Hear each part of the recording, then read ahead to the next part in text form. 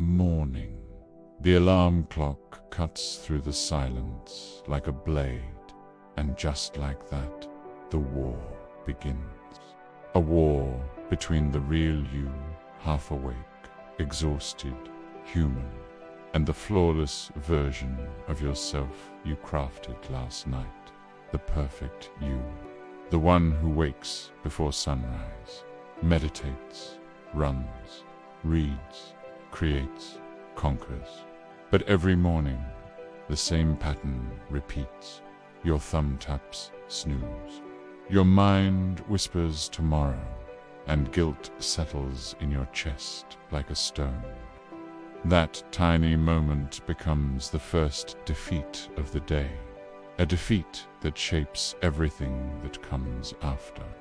We were raised on a lie that discipline is a battle of willpower, that you must overpower laziness, crush inertia, fight your own impulses, grit your teeth and push. It sounds heroic. It also destroys people, because willpower is a battery, and every battery dies. Discipline isn't a fight, it's architecture. It's not about forcing yourself to do the right thing. It's about designing an environment where the right thing is the easiest thing. Your willpower exhausts. Your systems endure. The truth is brutal but liberating. You cannot win a war against yourself, but you can design a world where that war never begins. Let's examine the blueprint. Be the architect, not the soldier. Imagine your willpower as a tiny, tired security guard. He can fend off 1 or 2 temptations, but by noon he's fighting snacks, notifications, impulses, noise, stress. By evening he collapses. Stop relying on the guard. Start strengthening the fortress. Architects don't fight, they design. They build walls against temptation. They remove shortcuts to distraction. They create bright, simple pathways toward the goal. Want to run in the morning? Put your shoes next to your bed. Want less screen time? Delete the app from your home screen. Want to write a book? Block your internet with a single click. These aren't hacks. These are environmental engineering decisions. And here's the twist. While you try to fight, someone else is already engineering your behavior. App designers, marketers, political strategists. They profit when your impulses control you. Your internal war is their victory. So stop fighting. Start building. We worship time management, schedules, deadlines, to-do lists, color-coded calendars. But we forget the real currency of productivity, your cognitive energy. Every decision you make drains that energy. What to eat, what to wear, whether to answer that message now or later. Tiny choices that chip away at the mental fuel you desperately need. This is the silent killer of discipline, decision fatigue. By noon, your willpower is cracked. By evening, it's dust. That's why you can refuse cookies in the morning but devour the whole box at night. That's why you avoid the important conversation, why you skip the workout. Why you can't think clearly about your life. You wasted your energy on meaningless micro-choices. Discipline is not making good decisions all day long. It's making good decisions once, in advance, and automating everything else. Create rituals, build routines, remove friction. Turn your life into a series of pre-made decisions. A work uniform so you don't think about clothes. Meals prepared days in advance. a schedule that repeats, a morning ritual that begins without negotiation. Save your mental firepower for the moments that actually shape your life.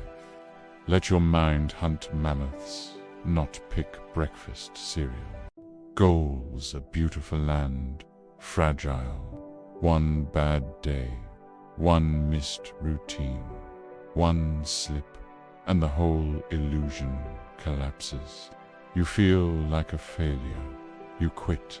You start again next month or next year. Goals create this constant tension between where you are and where you want to be. They always live in the future, just out of reach. But systems live in the present. Systems are real. They're repeatable. Most importantly, systems survive bad days. Let me break it down. A goal is something like, I want to run a marathon. It's a huge, distant peak. A system, on the other hand, is simply, I will put on my running shoes every morning at 7 a.m., even if it's just for 5 minutes. See the difference. A goal might be, I want to write a book.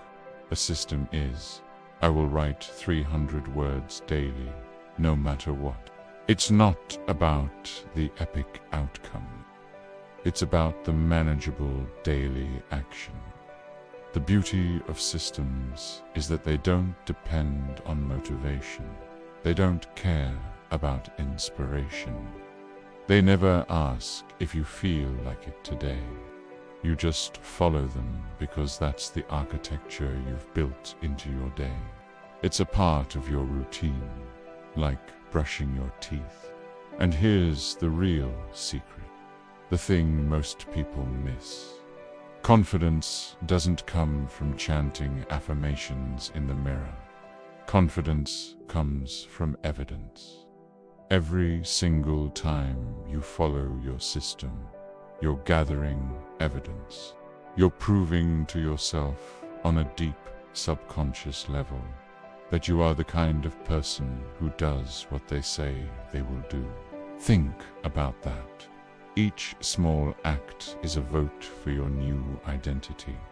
These tiny, almost automatic actions, repeated day after day, build something far more powerful and reliable than a fleeting burst of motivation. They build a new you.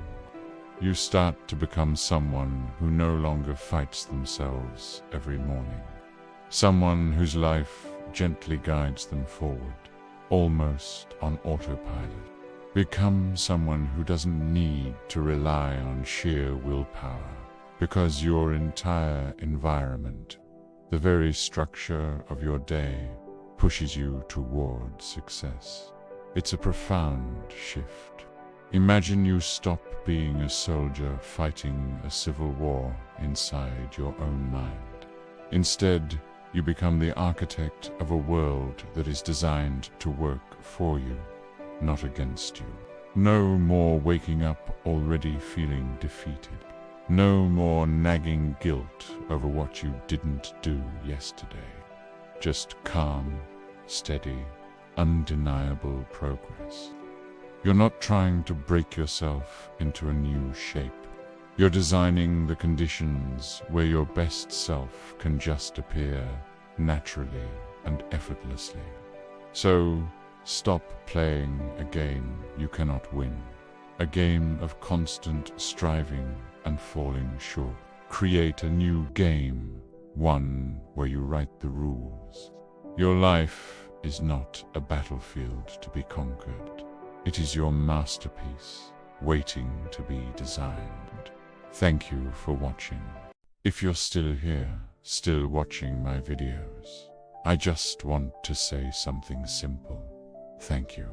In this world of endless noise and constant distractions, the fact that you choose to spend your time here with me means more than you can possibly imagine.